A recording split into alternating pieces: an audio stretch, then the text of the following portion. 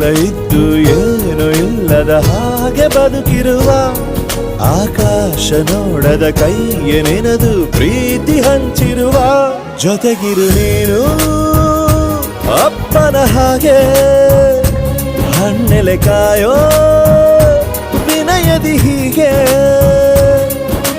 ನಿನ್ನನು ಪಡೆದ ನಾವು ಪುನೀತ ಬಾಳು ನಗು ನಗುತ್ತಾ ಬೊಂಬೆ ಹೇಳುತ್ತೈತೆ ಮತ್ತೆ ಹೇಳುತ್ತೈತೆ ನೀನೇ ರಾಜಕುಮಾರ.